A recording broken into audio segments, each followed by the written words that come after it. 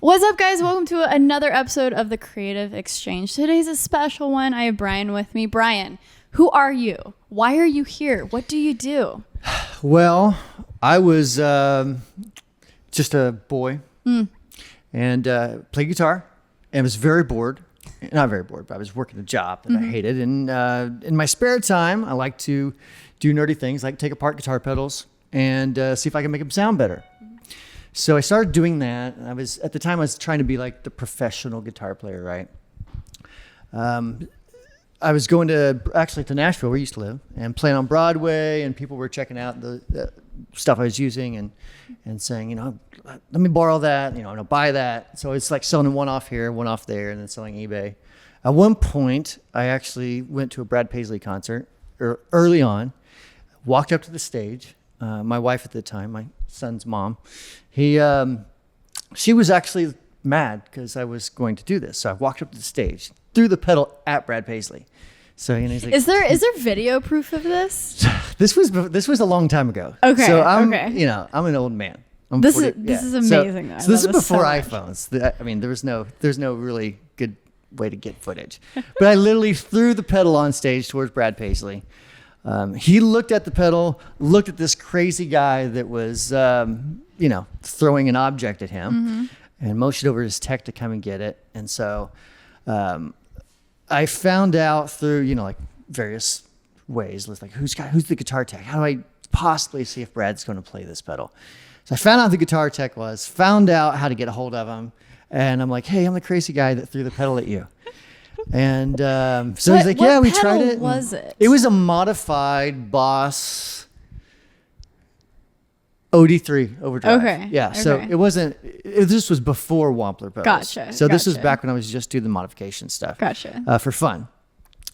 And so, he thought that was kind of a unique way to get someone's attention. Obviously, it's At any point, did you want to throw it? Like, did you throw it at him? Were you like, okay, so if I hit him, I wasn't aiming, it'll be more likely to probably pick it up. I was aiming towards his feet because I knew if I hit him in the head, then that's they're gonna kick me out of this place. Right. But if I throw it at his feet, he's gonna be like, somebody threw a pedal at my foot. Right. I'm not used to that. Yeah. So did you develop a relationship with the a with bit his tech? that started off. It started off like, he's the guy that threw the thing at me at the concert that one time, because that was not a normal thing to do. So that did start a relationship a bit.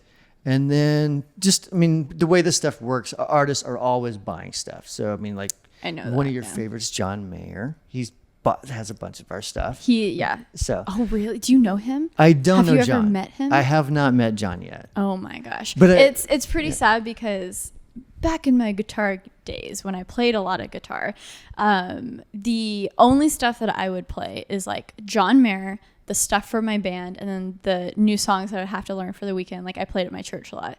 And so I didn't know a lot other than John Mayer. And now that I haven't played regularly in a very long time, all I know is John Mayer now. I can't remember anything else but John Mayer licks. I can't play anything John Mayer.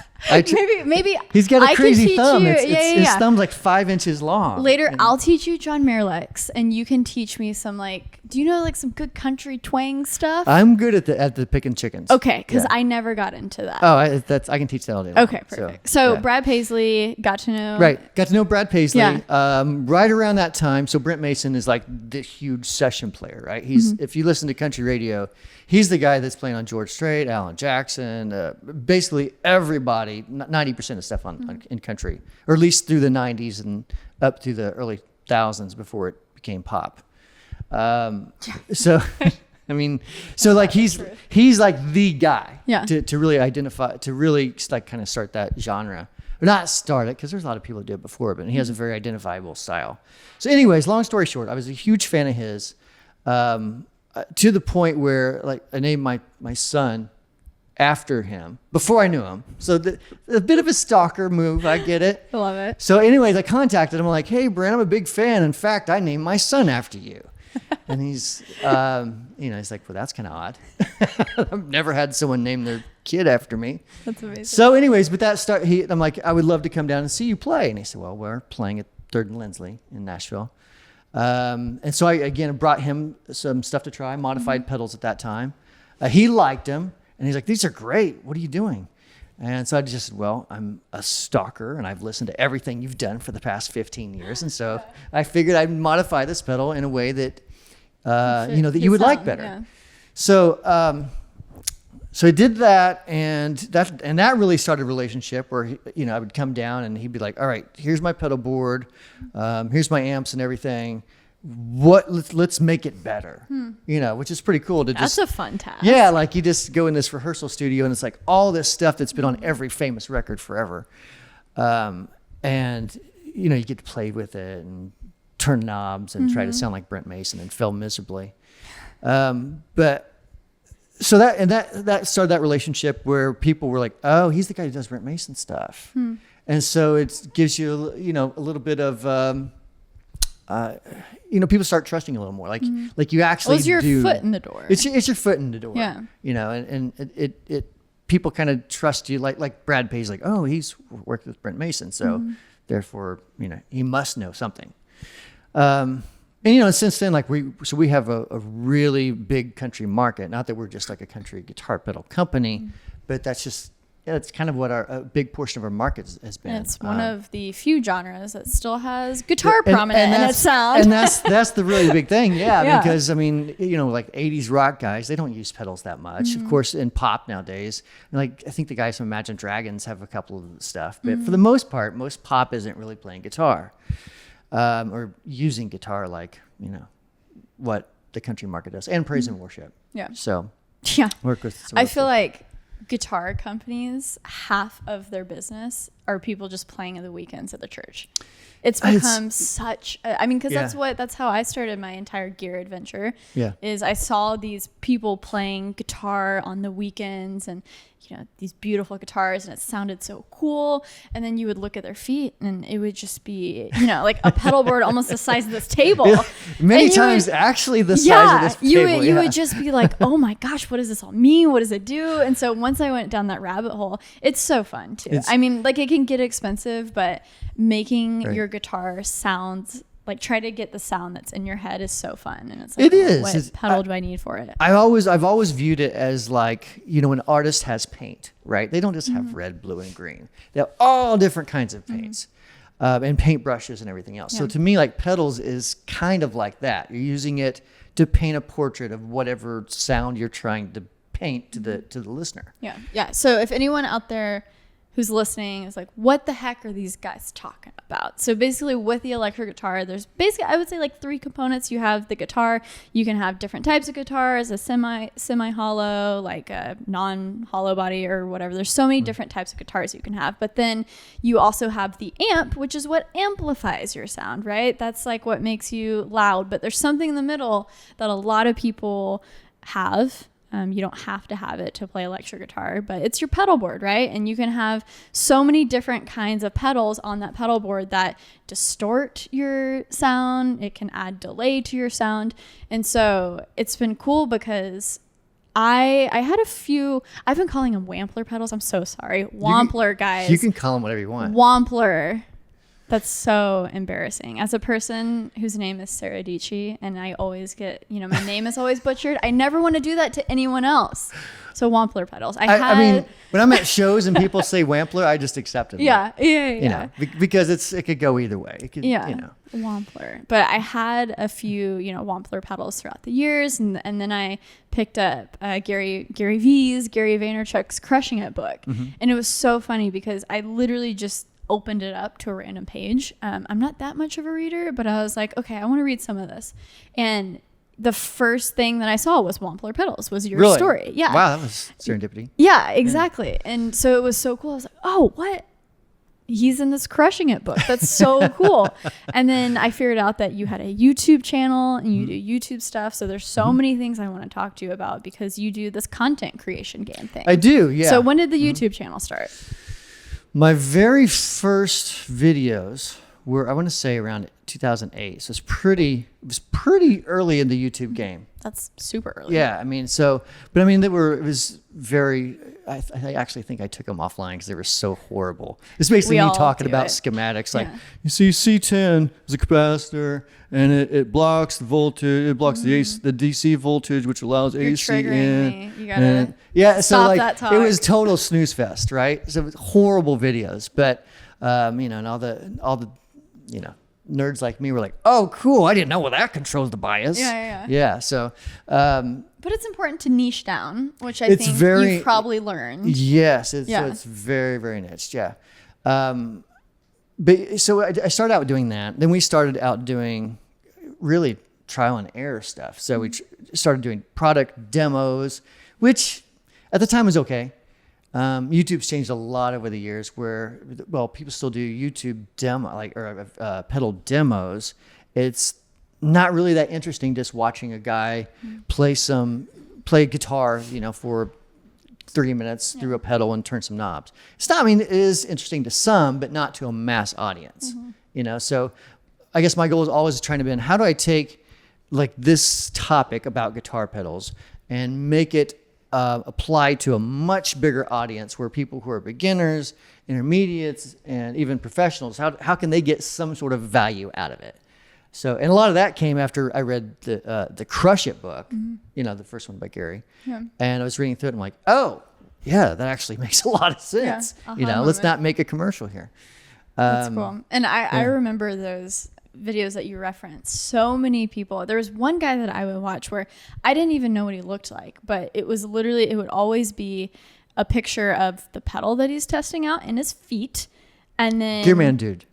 Oh my God, that's him. Yeah. Yes. He's a friend of mine. No way. He sounds just like Jack Black. Yes. And that was always the thing. That was always his thing. So thing. I would watch his videos all the time, but that's what a lot of guitar videos were, is you didn't see the person. Right. You didn't see their personality, but that was the thing with his voice. He sounded so much like Jack Black. He sounded exactly like Jack Black. Yeah. That's so funny. But there's like this ongoing conspiracy of who this guy is for years and years. Is it really Jack Black? Well, he finally ended up showing his face. Okay. And his name's Eric. I'm like, Eric, awesome.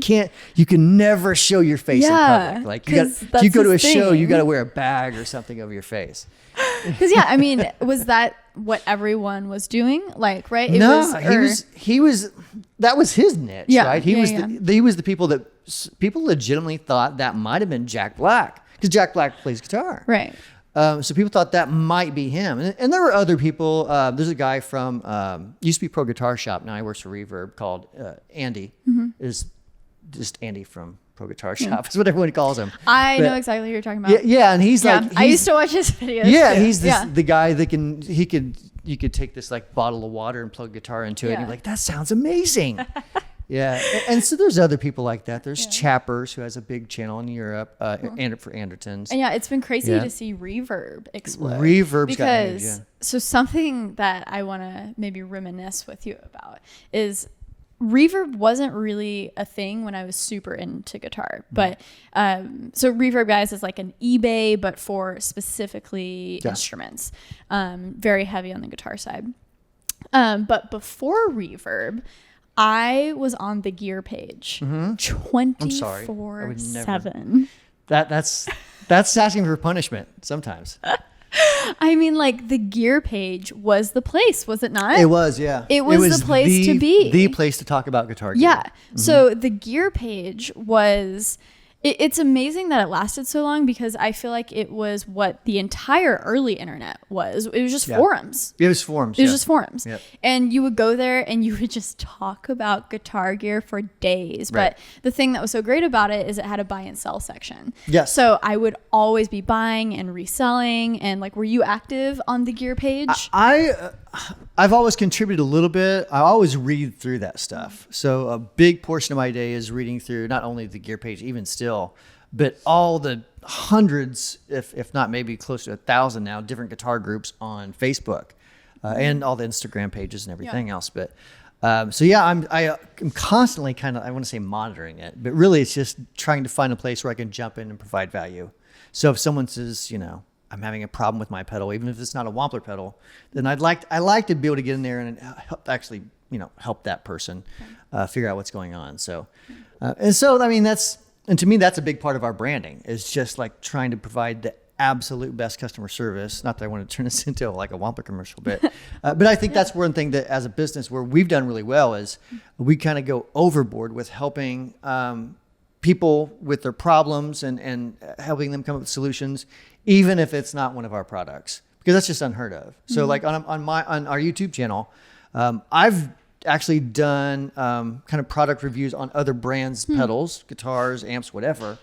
Even though it doesn't benefit us at all, right? It still is interesting to the people that watch our stuff, and that's something that I don't think any other company in our niche has done that at all. Because I'm sure it'd be scary, right? Well, They could take our business, but yeah, I mean, yeah. When you're on the internet, when you're doing YouTube, that is opening up yourself to a new audience, and like also gaining the trust of everyone in guitar, not just people who are fans of Wampler. And it's not like you're going to do a crazy bait and switch, but you get people hooked and, they get to know you. And I think that's such a big part of building a brand is you have to treat even big companies or medium-sized companies or small businesses as a personal brand, as one person. Yeah, you really do. It's pretty, like that seems pretty common sense to you and I.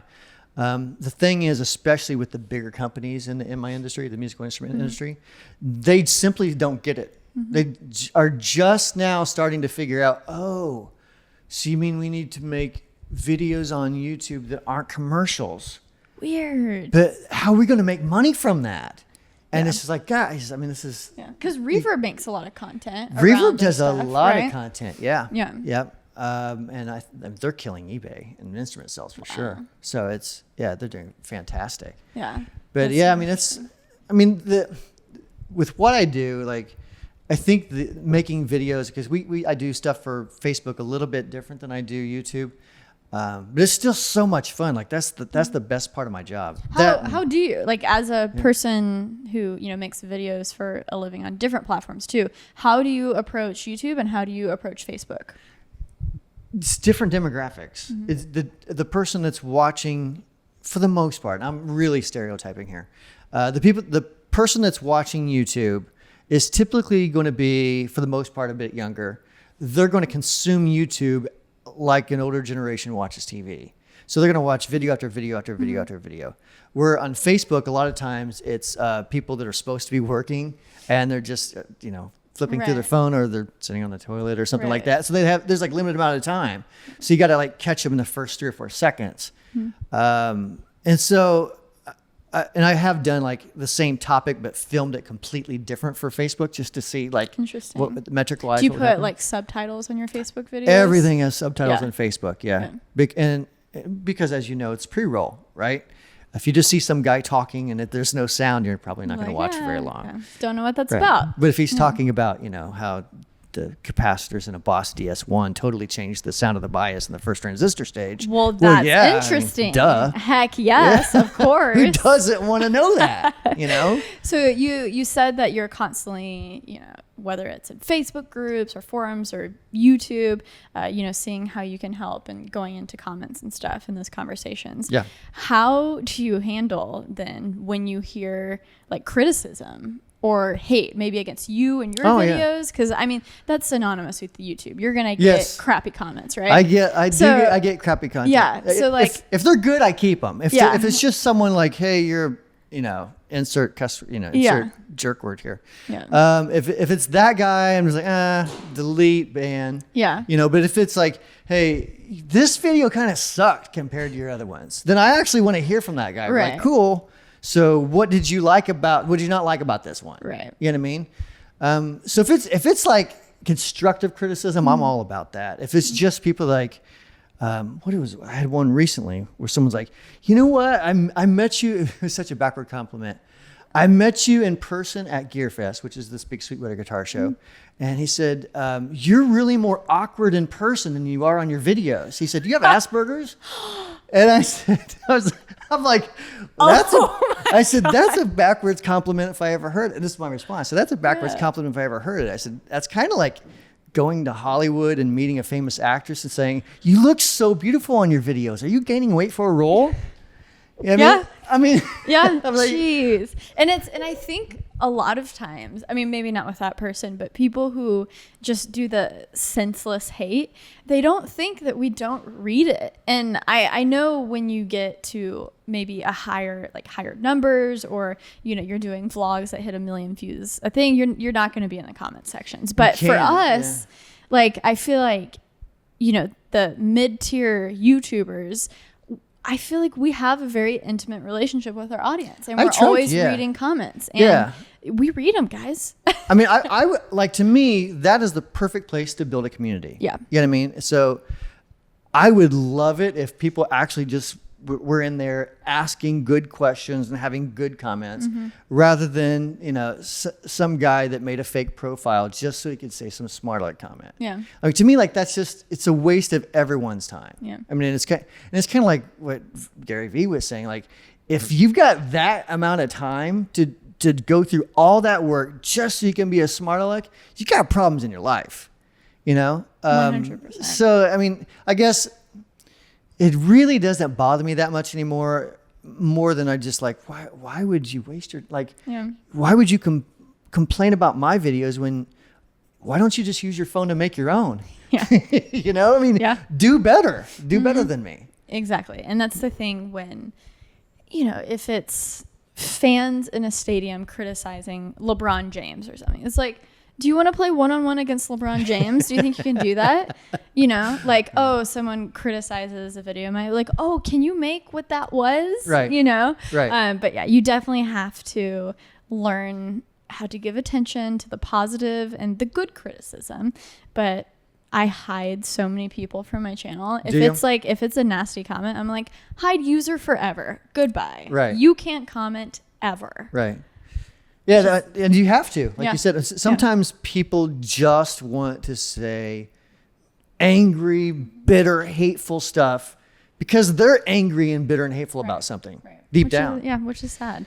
But let's talk about the industry that you're in, because on this podcast, we have a lot of other YouTubers or people in the traditional artists, you know, maybe they're photographers, designers, or whatever. So I'm very interested to hear, has like the music industry, like how have they evolved over the years? Have they not? I was paying attention to it maybe 5, 6, 7 years ago when I was really into guitar. But I mean, who's at the top right now? Who, you know, it was surprising to me to see like Morgan amps in a Guitar Center. When I bought, you know, Morgan AC20 recently, it was really cool to see them in Guitar Center, because I was like, this was like a boutique amp shop when I first learned about him. So yeah, fill me in. What's going on? What have I missed? Yeah. So you said 8 years ago? Yeah, So probably 5 to 7 years ago. So we're talking 2012 or 13 or so. Yeah. So everything is radically changed. Okay. You need to start right now and just go buy all new stuff. Okay. First all Wampler pedals, right? All Wampler stuff. Just buy the entire line. No, I'm teasing you. No, the thing is, back then, there was a handful of companies. Well, I mean, there was a much smaller amount of companies. Like you said, it was more boutique-ish, you know, where it was harder to get.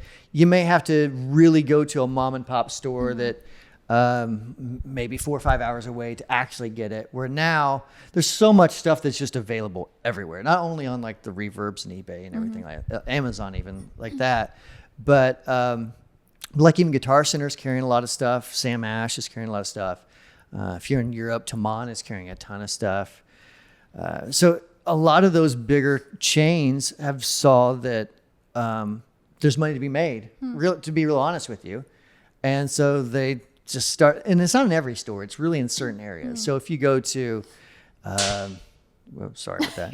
If you go to Greenwood, Indiana, which is close to me, my local guitar store, my local Guitar Center, there's not that much there.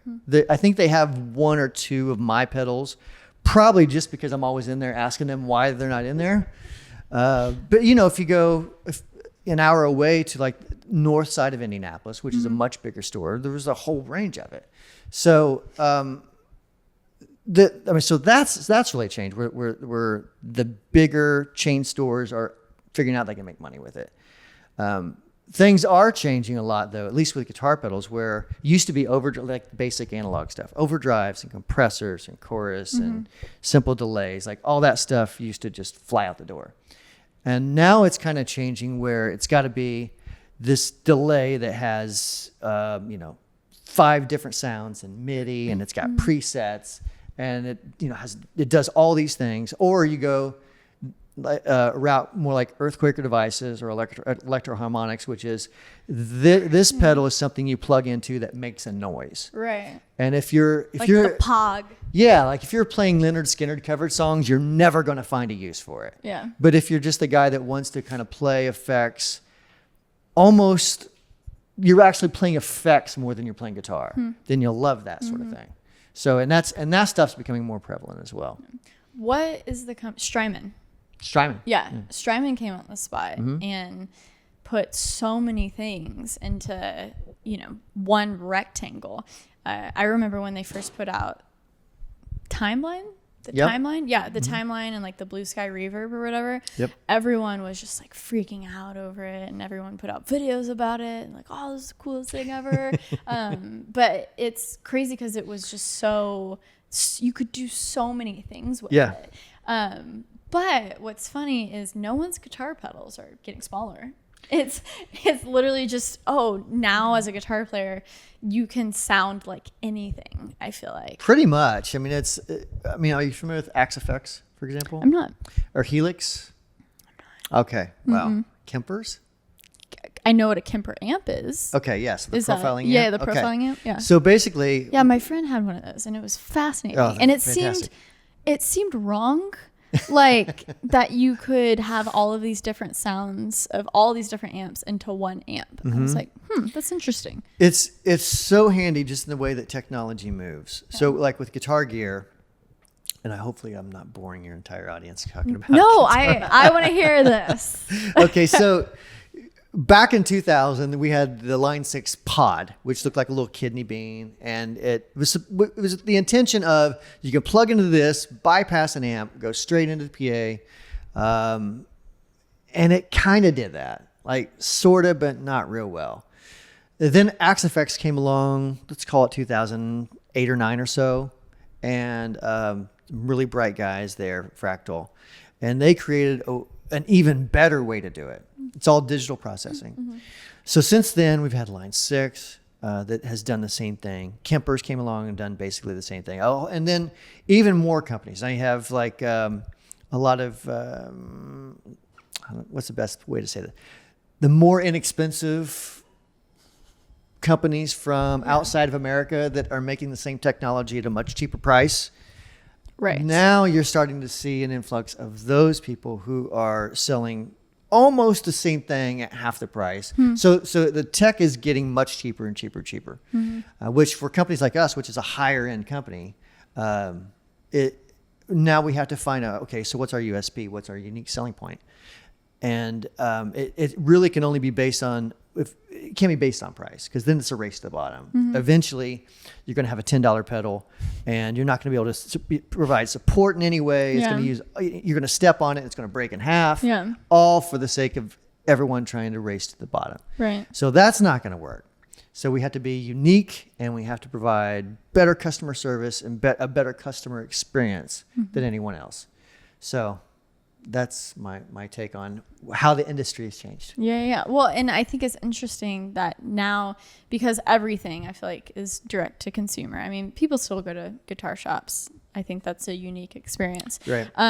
But the fact that you can make something, you could start a YouTube channel, you could start an Instagram, and you can get the word out, and people are all of a sudden interested in you and what you have to provide. And so it's cool to see maybe more smaller companies have a piece of the pie. They do. Yeah, which is really cool. And I feel like overall, there's all of these now, just, I see it all the time on my Instagram. I don't know. Are you on Instagram a lot? Yeah. So I don't know the type of ads that you get. Maybe you get a lot of like guitar ads, but all of the ads that I get are these like sleek Instagram minimalistic brands that are like buy this sleek, cool pin for $60 and it comes in only 3 colors, but it gets the job done.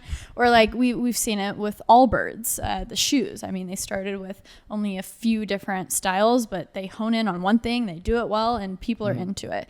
And so it's cool that now I feel like the door is open to smaller brands coming in and just taking a piece of the pie. It's cool. It's exciting in all regards. I mean, I always kind of refer it to the long tail, which is you have several brands that are taking up a huge portion of the sales. And then you have hundreds and hundreds of other companies that are all trickling and, you know, maybe selling anywhere from 1 pedal a month to 100 pedals a month.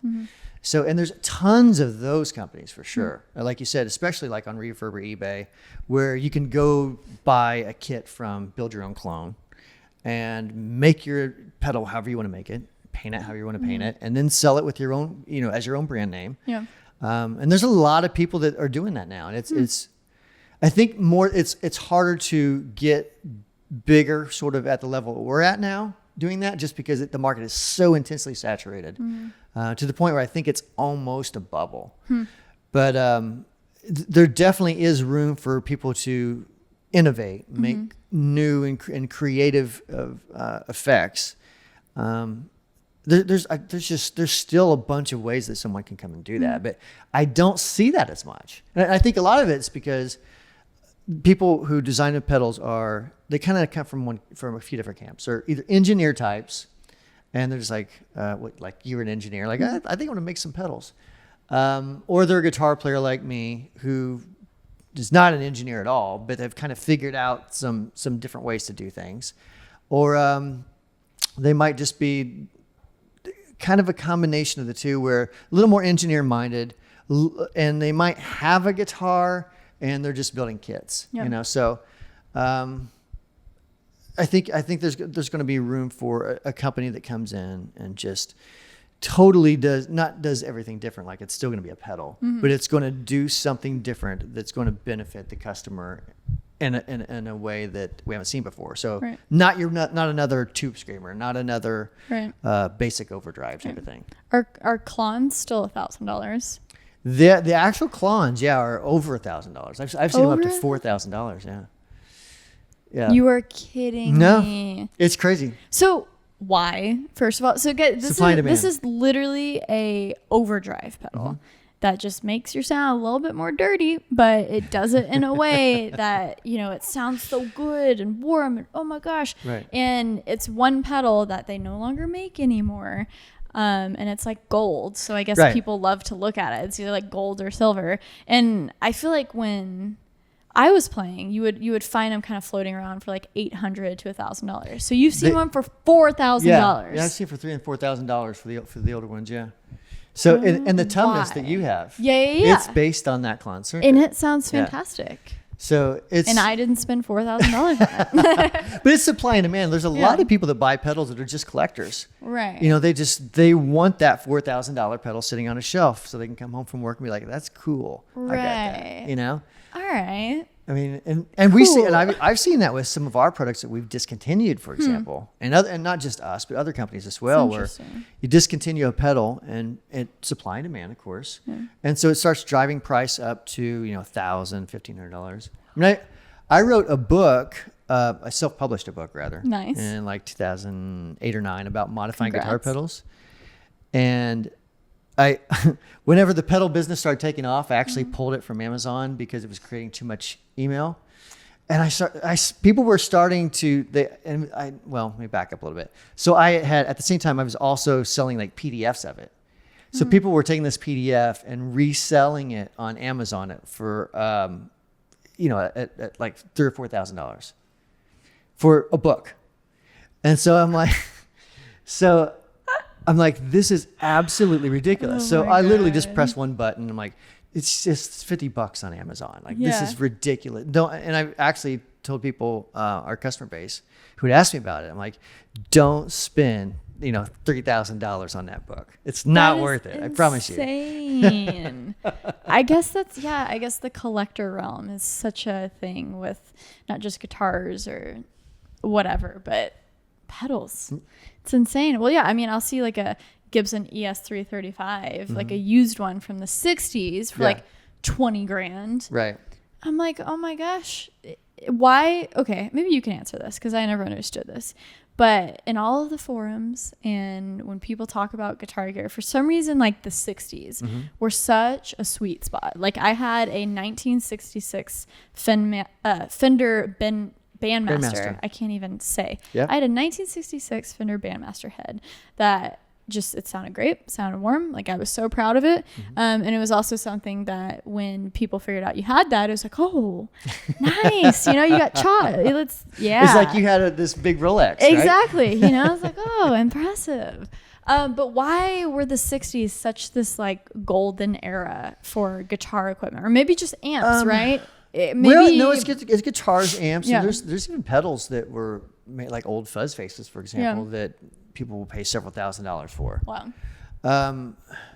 It's the era that gear kind of defined rock music in a way. So, and guitar players are a little superstitious. So if you want to sound like Jimi Hendrix, then you need an old plexi from the 60s, right. you know, and you need that Strat, you know, an old Strat like his, right. and you need an old fuzz face, an old wah. It can't be a new one. It's got to be an old one.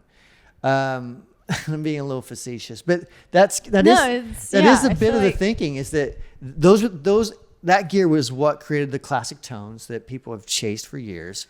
And even a lot of the modern amps now are kind of patterned, or, you know, patterned after a lot of those amps. And we're still buying Telecasters and Strats, which are years and years old.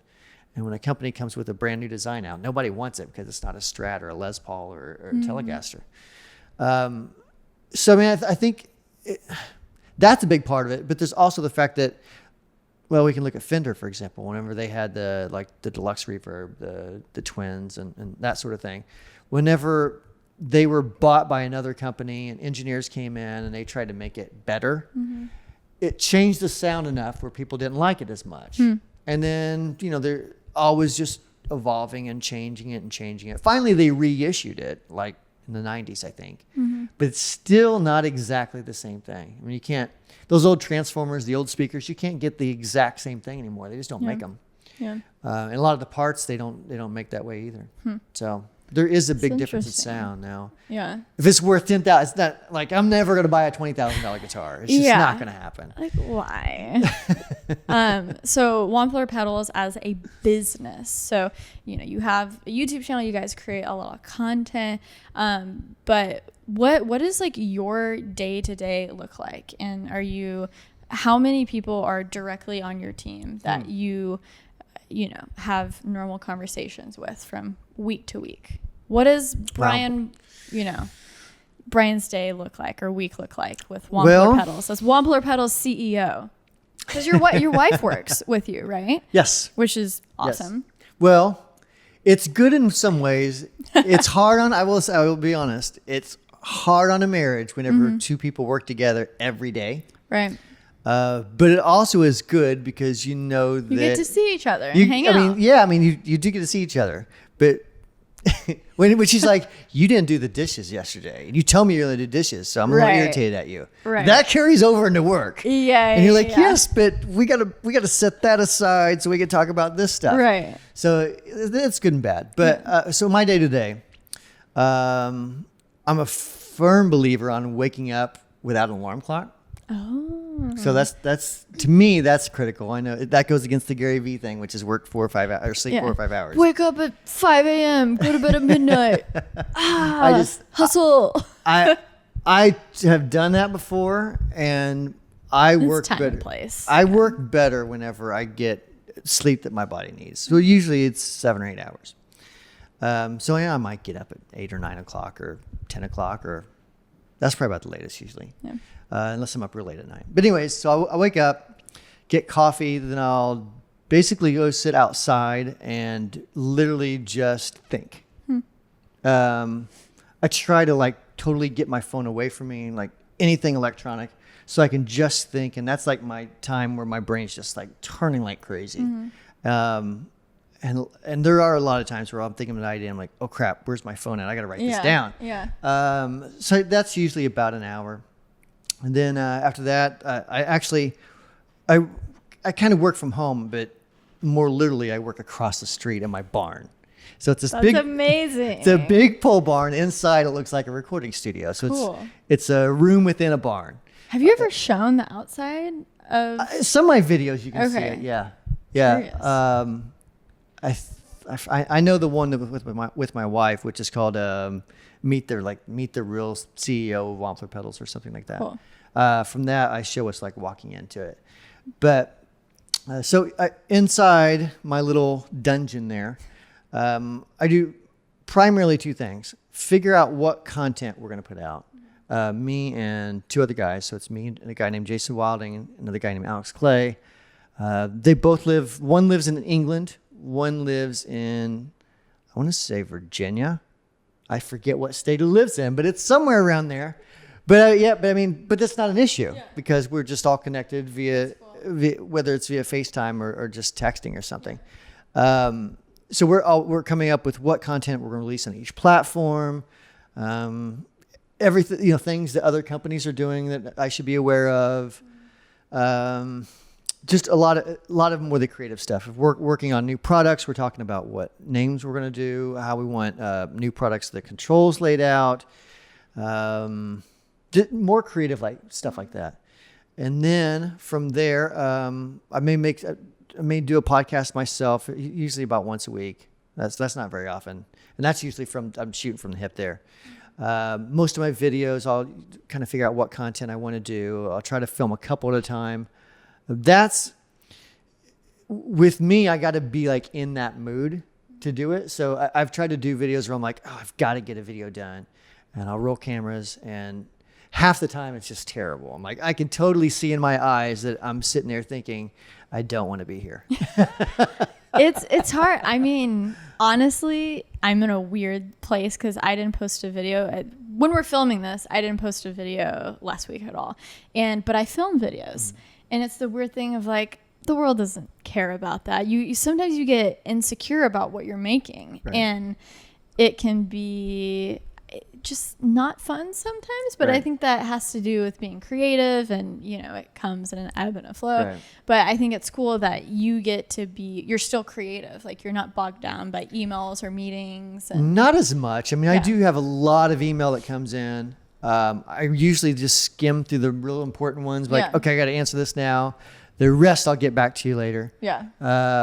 And like I sent a screenshot to you. It was like 5,000 unread emails or something. It's just stupid. I'm way behind. So if you're waiting on email, I'm sorry. Sorry. But I mean, for the most part, that's the way my life looks now. It's I'm sitting down with plugins in like Logic Pro, or I'm sitting down with other pedals and I'm playing through stuff and trying to figure out, how can I make this different or better? Or if I bring, like, say we're talking about a delay and reverb combination. What kind of product can I make that does this in a unique way? So a lot of it's just, I'm sitting with a guitar in my hand and playing guitar, but not necessarily playing like, I got to learn this lick. Right. It's more of what is this missing from the market? So that's really what a lot of my day-to-day looks like. But that's changed over the course of a few years, where I had an big office in town. I had staff, I had employees. I had a manufacturing facility that had a bunch of employees, and that made me hate life. So again, something else I learned from GaryVee, which is once it stops being fun, you got to change it. And there was a point where I'm like, this is just not fun anymore. I'm just a manager. I haven't played guitar for a month now. Wow. And like this sometimes, with businesses, you can always get bigger and hire more people and do more things. But a lot of times you're not making more money. You're just growing to where more money's coming in, but guess what? You have more employees. Right. So I think the moment you aren't enjoying it, sometimes it is important to like, okay, what are the funnest parts about this that I enjoy, and how can I get back into that? Right. How did you do that? With me, I was talking to a couple of different people I know in the industry, in different businesses, and I was explaining what I was going through. I'm like, I'm literally thinking of just not jumping ship, but going and whether it's starting another pedal business or something that's smaller and more intimate, but something's got to change. Yeah. It just so happened a mutual friend had another friend who works with a lot of businesses and manufacturers and distributes. And that got me hooked up with a company called Boutique Amps Distribution. So that company, what they do is like they work with Friedman, they work with, they own Tone King, they have Egnator they own. They also work with Morgan Amps. Cool. I'm trying to think who else. They work with Diesel, Bogner Pedals. There's several different companies that they work with the people that actually own the companies. And we structured a deal where they said, what is it that you don't want to do? Or what is it that you want to do? And so I got to thinking about it. I'm like, well, I want to talk to customers. I want to create content. And I don't want anything to do with the building. I want to specify how I want it built. Yeah. But I don't actually want to be in a place where I'm managing someone that's soldering a pedal ever again. And so they're like, fine, we got that. We got this huge facility in LA. So we got that part taken care of. We have a huge distribution network. We have sales guys all over the world. So I'm like, yes, that sounds perfect. That allows me to sit at home, awesome. sit in my home in my sweatpants, and play guitar and design pedals and make YouTube videos. That's exactly what I want. I just want to be creative and have fun again. Yeah. Well, and that's so inspiring because that's what I'm trying to figure out right now personally is like, what am I obsessed with? It's making videos and editing the fun videos, the ones that tell a story, and not looking through my crazy emails and sifting through random emails from China. And like, there's so much that I feel like comes with whether you're, a boss, you own a business, or just an individual content creator. There's so much noise that you have to go through. And I really think that next step is, like building a team around you and figuring out what you really want.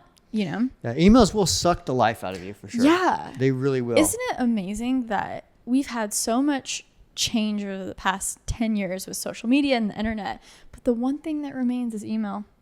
Like, people thought text messaging was going to ruin email, but no, email is as alive as it ever has been. Yeah, and it's awful. It really is. I mean, it's it's necessary. It's necessary, but it's so awful. But also, you have chains of, if you're in a reply to all thread, that's its own definition of hell. Because you're going to have 4,000 emails that you have nothing to do with. And then if you have grandparents that know how to email, then you're really into trouble. Then they start sending you those chain emails. They're like, if you don't respond within the first 5 minutes, your first child is going to die. Right. Like, you have to forward this to 45 people. Yeah, like, oh my goodness. You're like, grandma, that's not true. Exactly. Here's the Snopes article that proves it's not true. Yes. Yeah. Well, I don't want to end on email. So what is one piece of advice that you give to a small business owner or someone who maybe they have this crazy idea and they want to build a business around it? What's maybe a nugget of advice that you've gotten from someone else or something that you've lived? What can you tell the people? I'm actually going to tie this in with my last video I did, which was the topic of passion. Because I think so many people get confused on what that means. So for me, for example, I love to play guitar.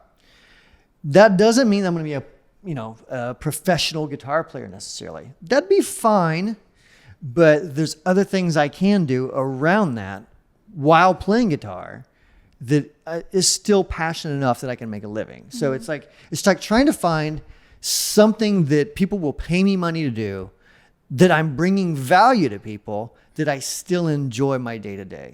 And for some people, maybe that is YouTubing. I don't know if that's a verb, but I just made it a verb. Yeah. Maybe that's Instagramming or Facebooking. For some, I guess it could be Snapchatting. The truth is creating. Let's just say that. But you have to be good. Yeah. So not just because you have a camera and just because you know how to upload to YouTube does not mean that you're going to be Sarah DIETSCHY. That rhymes with PG. Yeah. So you're First of all, you don't have my name. right, So. right. You got the rhyming thing going on, but you have to be good at that, and you have to like the things that you're providing your audience this level of entertainment that they're not getting from anywhere else. Not that other people aren't good. It's just that you have your niche, your unique spin on how you do video, and that identifies with people. And some people might try it, and the truth is they may just not be good enough to do it. Yeah. So in that situation, maybe they should hit you up for a job, or maybe they should figure. You don't have to be. I think that's something that isn't said enough because we are living in the world of GaryVee and entrepreneurship and all that stuff. It is okay to like have a 9-to-5 and then go home and enjoy your life with your family.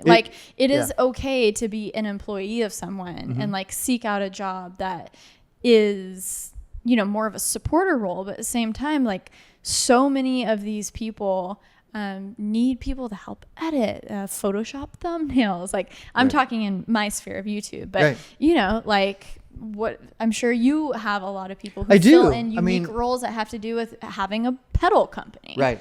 I mean, there's so for example, there's a friend of mine that works for me. He actually edits the video for me.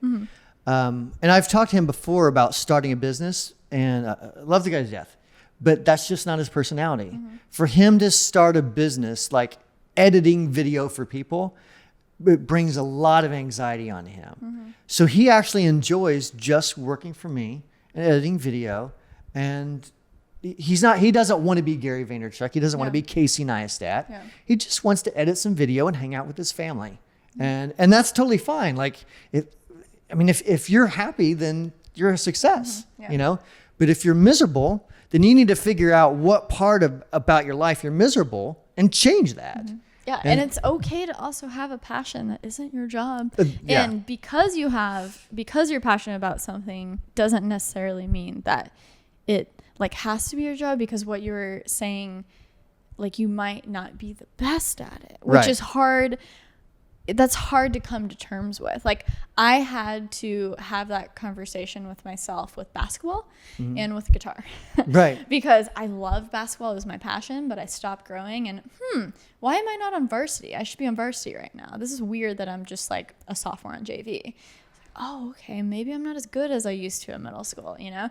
And then with guitar, I was like, you stopped learning, Sarah, and I wasn't the best guitar player anymore. So you have to have that reality has to line up with what you love. A similar situation with me. I mean, I was going back and forth to Nashville, trying to play in a band, trying to make it, and it was becoming very apparent that everyone else was just radically better than me.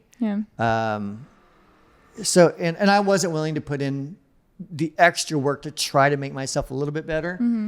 So yeah, it's just, and you know, but there are people that are passionate in something that's just not going to make money. Like let's say, I don't know, let's say you're really passionate about taping boxes together. I mean, I guess you could go work in a factory somewhere, but you're probably not gonna kill it financially. And I don't know, maybe someone somewhere wants to see YouTube videos of you putting tape on Amazon boxes, but there's a possibility that's not true as well. Yeah. So to end on a high note, live your life, find something you love, but at the same time, you don't, you know, like, I don't know how to wrap this up in a pretty bow, but subscribe to our YouTube channels. Usually you go, all right, bye. Yeah, all right, bye. No, where can people find you on the internet, Brian? Okay, so if you type in Wampler pedals to basically everything, you're going to hit us. So Facebook, Wampler pedals, Instagram, Wampler pedals, Snapchat is just Brian Wampler, I think. But I don't use Snapchat much anymore. Not as much as I used to. Not since Instagram has taken over. Twitter, Wampler pedals. YouTube, it's Wampcat, interestingly enough. Love it. Well, all of his links will be in the description below.